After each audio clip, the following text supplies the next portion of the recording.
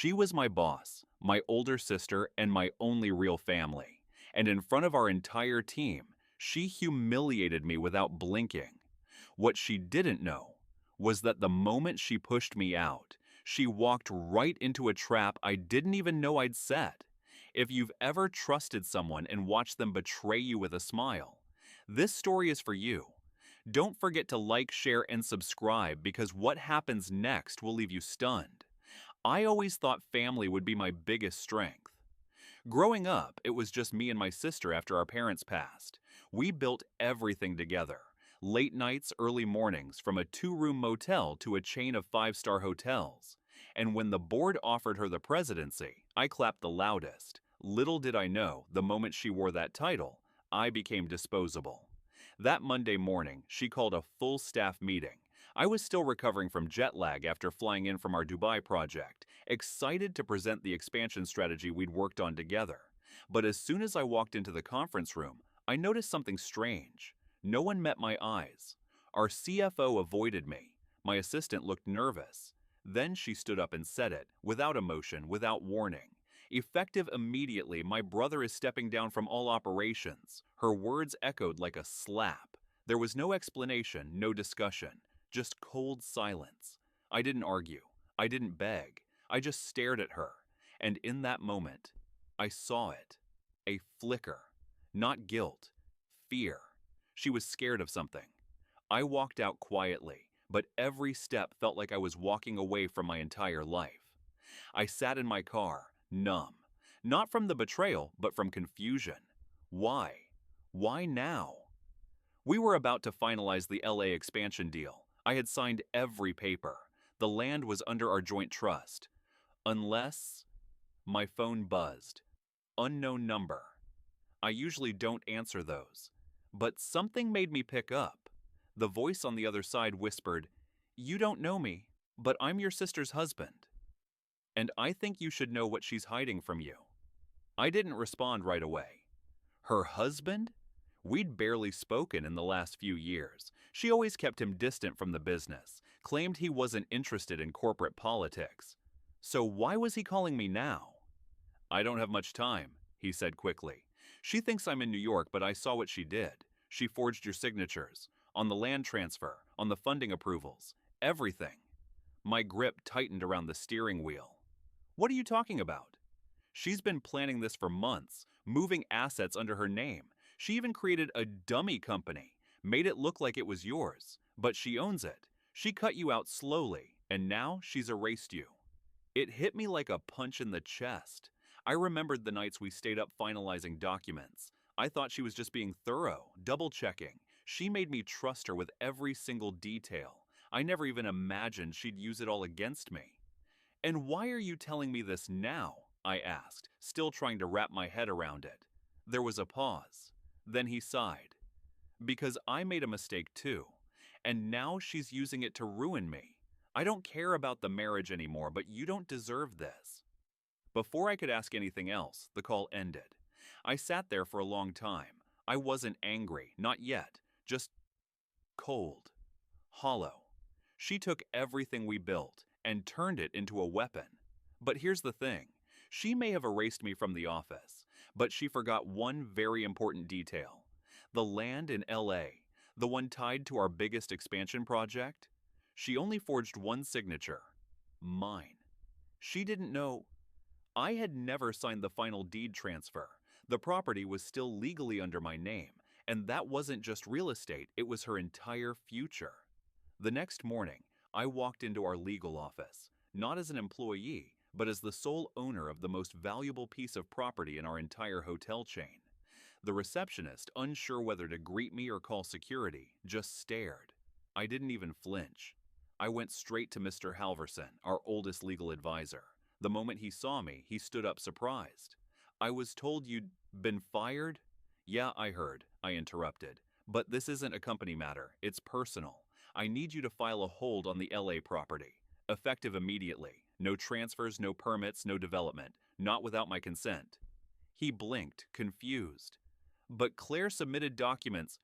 "Forgery," I said sharply. "Pull the originals, you'll see her mistake." He didn't argue. Within an hour, he confirmed it.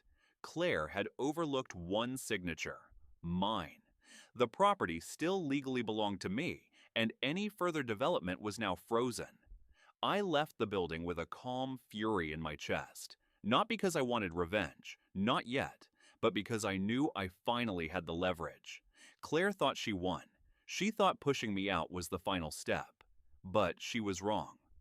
2 days later, I made my move. I showed up at the board meeting, uninvited, just as she was presenting the West Coast expansion plan. I walked in mid-sentence, all eyes turning toward me like I was a ghost. Claire's face turned pale. I smiled, but it wasn't warm. "Before you continue with your pitch," I said, sliding a folder onto the table, "you might want to explain to the board how you're building a hotel on land you don't own." There was a beat of silence, then murmurs, confusion. The CEO of investments leaned forward, flipping through the documents. "Is this true, Claire?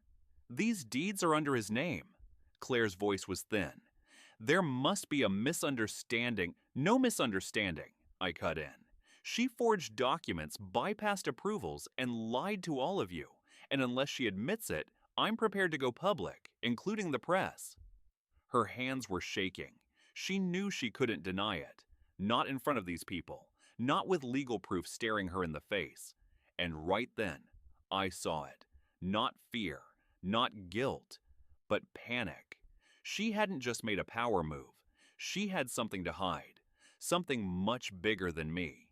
That moment in the boardroom cracked her facade, but it didn't break her. Not yet. Claire didn't apologize. She didn't explain. She simply gathered her notes, avoided eye contact, and walked out, like the walls weren't caving in. But I knew her too well. That silence? It wasn't surrender. It was strategy. Later that evening, I received an email from an anonymous account. No message, just one attachment. I opened it, expecting a threat or maybe a bribe. But what I saw made my stomach drop. It was a scanned contract, not one I remembered signing, but it had my signature, and under it a clause that stated I had sold my rights to the LA property months ago. To Claire. It was fake. It had to be.